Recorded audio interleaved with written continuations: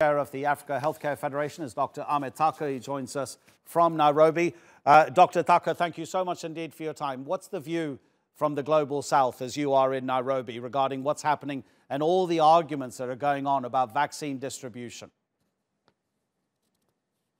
Thank you for having me in the show.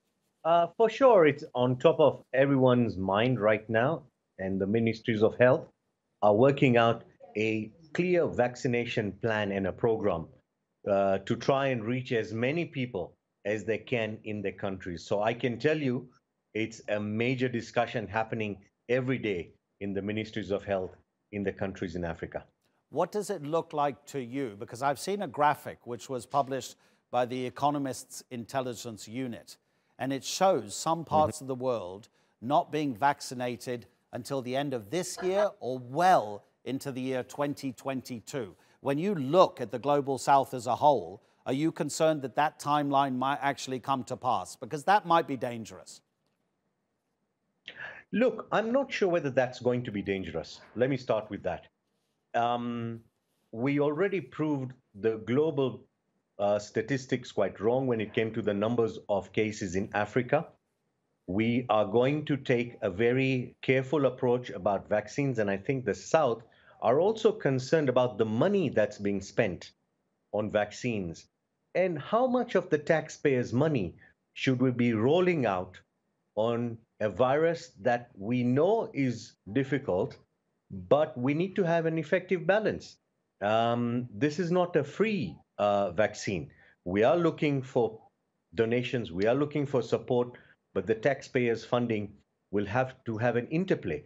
What if we cleverly decided to vaccine those who are at most risk and then over the years manage to vaccine others when the cost of the vaccine will be at half or even 25%?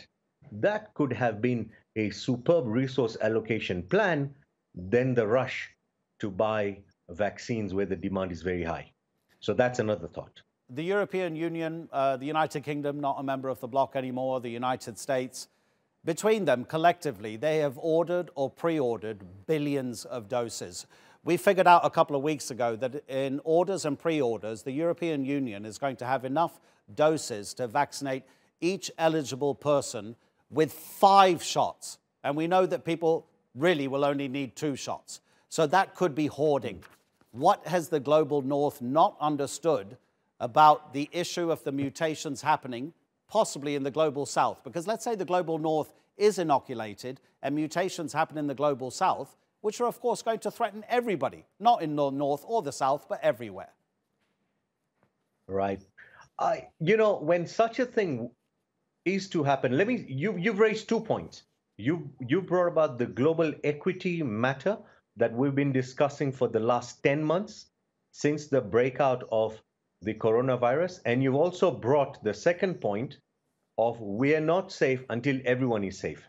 So let's tackle the 2 points you brought up in order. The first one is the hoarding and over-purchasing by the Global North is going to be a matter of a humanitarian disaster or what you call an unethical approach by many countries.